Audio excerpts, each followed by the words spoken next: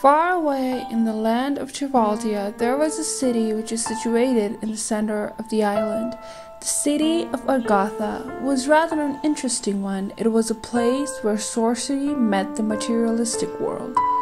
Anyone who would be there for the first time would mistake it for any other normal city just to find out that there was nothing normal about the strange yet fascinating place.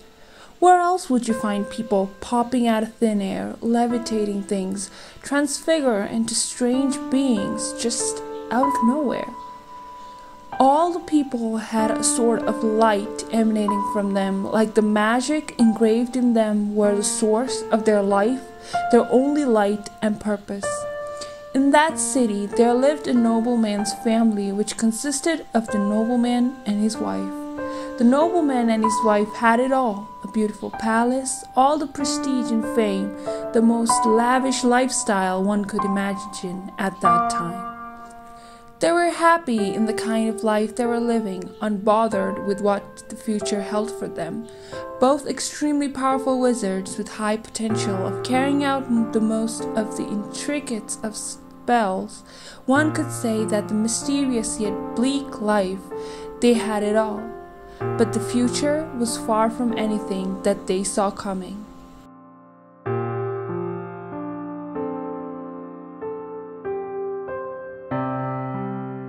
It all started when the nobleman's wife woke up one day, drenched in cold sweat and tears.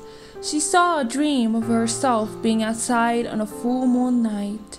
She saw nothing in front of her other than a very old tree which was emanating a strange aura.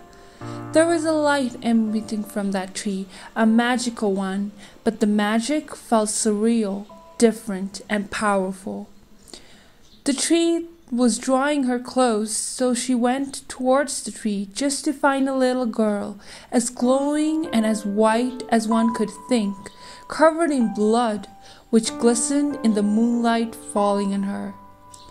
There was something sinister about that small child as she was asleep in the tree. She was holding something tightly in her arms.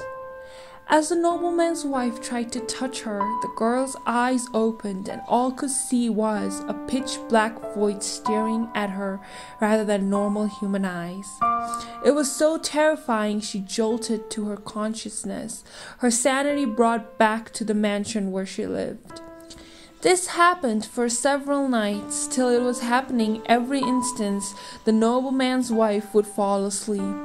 The nobleman was concerned about his wife's condition, as she dreaded to go to sleep every day. He thought she was making it all up.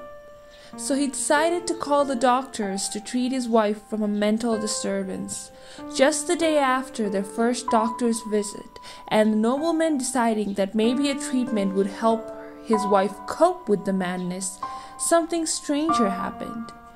In the night time when both were asleep, the nobleman too was in front of the same tree shrouded in moonlight. He could see his wife going towards the tree and peeking at something, so he followed her. He went there just to find out that his wife was right all along, that there was a small girl drenched in blood, glowing in moonlight in the bottom of that tree. He woke up with his wife too, both of them horrified at what they saw, and then the nobleman said to his wife, "I know where the place we saw in our dreams is." The very next day they packed their bags and went on a journey to find the tree of their dreams. After days of journey they finally reached the place. The tree they saw in their dreams was in the compound of an abandoned temple where many centuries ago a great war was fought. The magic of the ancient times was not pure. With people doing light magic, there were also many people that were practicing dark magic too, which had a different approach. It was evident that the two practices of magic were up against each other and that the light magic had won the war. This temple was one of the temples that belonged to the people who practiced dark magic, so it was left untouched and abandoned by the new society that believed in light magic.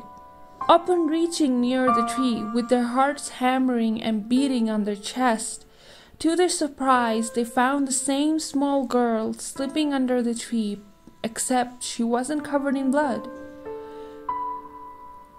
They pitied the poor child and took her home, as they regarded her as a sign from above. Because she was always seen in her dreams on a full moonlight, she was named Selephine. Selephine grew to be a powerful magician. Unaware that she was adopted by the noble's family, she grew up to fully control her magical powers and learned even the hardest and the best spells easily. She became a topic of conversation among the people in the city quite quickly. There was always some sort of sinister yet irresistible charm to her. People around her called her Selfie, too, and the name became more evident of the birthmark she had on her chest that resembled a crescent moon. She stood out in the entire city itself. In the city of light, she seemed to radiate an aura that was very much different than the ones she grew up around. Some speculated that she was someone from the past who had practiced dark magic and had time traveled to the present day, because the dark magic followers were capable of breaking rules and going beyond the moral grounds to get what they wanted. While others thought her charm was some sort of magic entirely in itself, that she was a genius and would introduce possibilities to the development of magic in the city. Regardless of the speculation, Selephine lived quite a mischievous life, always ready and eager to try out magic spells that she had learned in her father's library, even the ones he had specifically told her not to touch.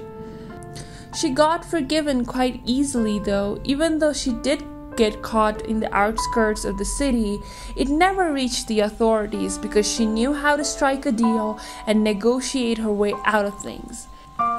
Even the noblemen did not know her whereabouts, but they were afraid to dig into the past, as if the revelation would never make them the same.